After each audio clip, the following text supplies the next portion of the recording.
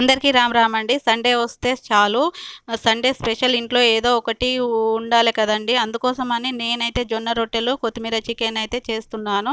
అందుకోసమని స్టవ్ వెలిగించి కడాయి పెట్టి దాంట్లో ఆయిల్ వేసుకొని హోల్ గరం మసాలా వేసుకున్నానండి.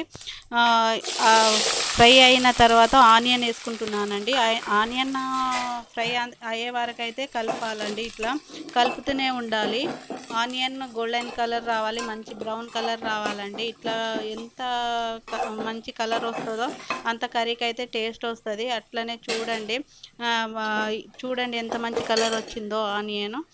కలర్ వచ్చాక నేనైతే పచ్చిమిర్చి వేసుకుంటున్నానండి. పచ్చిమిర్చి వేసుకున్న తర్వాత పచ్చి స్మెల్ పోయే వరకు అయితే మళ్ళీ పచ్చిమిర్చి కలుపుతూ ఉండాలండి. ఇట్లా కలుపుతూ ఉంటే ఆ పచ్చి స్మెల్ పోతుందండి. ఆ తర్వాత ఏమో ఇప్పుడు కలుపుకున్న దాంట్లో అయితే నేను అల్లం వెల్లుల్లి పేస్ట్ వేస్తున్నానండి. అల్లం వెల్లుల్లి పేస్ట్ వేసుకొని మళ్ళీ కలపాలండి. ఎందుకంటే గిన్నె కింద అడుగు అంటుతుంది. అందుకోసమని అల్లం వెల్లుల్లి పేస్ట్ వేసిన తర్వాత కలుపుతూ ఉండాలండి. గిన్నె కింద అడుగు అంటకుండా కలుపుతూనే ఉండాలి. ఇట్లా కలుపుతూనే ఉండాలండి. ఎందుకంటే మా పచ్చి స్మెల్ పోయి మంచిగా టేస్ట్ అయితే వస్తుంది. ఇట్లా కలుపుకున్న తర్వాత చికెన్ అయితే వేసుకోవాలండి. మళ్ళీ చికెన్ వేసుకున్న తర్వాత చికెన్కి మొత్తం పట్టేలాగా, ముక్కలకి పీసులకి మొత్తం మసాలా పట్టేలాగా కలుపుతూ ఉండాలండి. ఇట్లా కలుపుకున్న తర్వాత కొంచెంసేపు అయితే మూత పెట్టాలి గిన్నె పైన. ఇట్లా గిన్నె పైన మూత పెట్టుకొని నేనైతే కొత్తిమీర పేస్ట్కి కొత్తిమీర, పచ్చిమిర్చి, అల్లం వేసి పేస్ట్ అయితే చేసుకున్నానండి.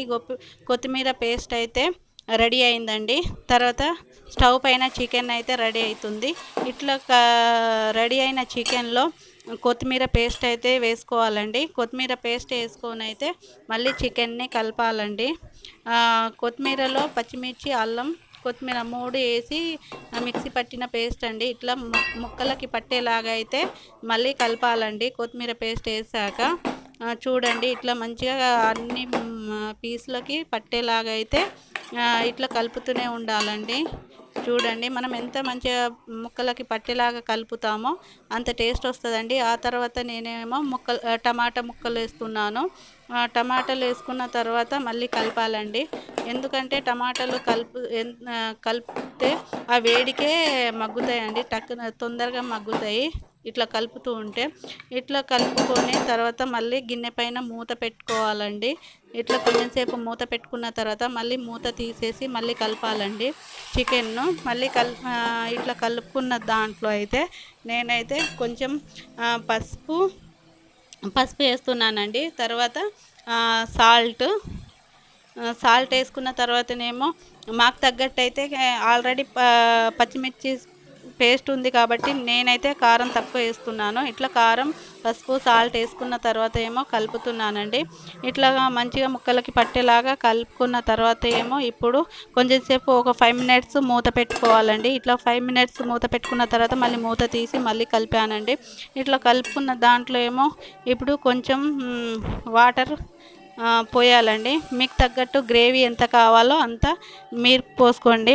ఎందుకంటే మాకు జొన్న రొట్టెలకి గ్రేవీ కొంచెం బాగానే పడుతుంది. అందుకోసం అయితే నేనైతే ఎక్కువనే చేశాను. అయినా కొత్తిమీర పేస్ట్ వేసాం కదా, గ్రేవీ అయితే మంచిగా వస్తుంది. చూడండి, ఇప్పుడు ఇట్లా చేసుకున్న దాంట్లో అయితే మూత పెట్టి కొంచెం సేపు అయితే మగ్గనివ్వాలండి. ఇట్లా మూత పెట్టి మగ్గనిచ్చిన తర్వాత చూడండి, తీసేసి మళ్ళీ కలిపితే కర్రీ చూడండి గ్రేవీ ఎంత బాగా వచ్చిందో. లాస్ట్ కర్రీ వచ్చేసిందండి. పుదీనా వేసి నేనైతే కలిపేస్తున్నాను. గ్రేవీ చూడండి ఎంత బాగా వచ్చిందో కర్రీ. ఇప్పుడు మూత పెట్టి స్టవ్ కట్టేస్తున్నానండి. చూడండి, ఇప్పుడు మా వారికి అయితే జొన్న రొట్టెలతోటి నేను వడ్డిస్తున్నాను. కర్రీ అయితే బాగా వచ్చింది. గ్రేవీ అయితే రొట్టెలకు తగ్గట్టు గ్రేవీ అయితే వచ్చింది. ఈ వీడియో మీకు నచ్చినట్టయితే ఒక లైక్ చేయండి, ఒక సబ్స్క్రైబ్ చేసుకోండి. ఈ కర్రీ అయితే పిల్లలకి నచ్చుతుంది, పెద్దోళ్ళకి నచ్చుతుంది, అందరికీ నచ్చుతుంది. అన్నంతో కూడా బాగుంటుంది, చపాతీలతోటి బాగుంటుంది, రొట్టెలతోటి బాగుంటుందండి. చూడండి, ఒకసారి చేసుకోండి ఈ కర్రీ.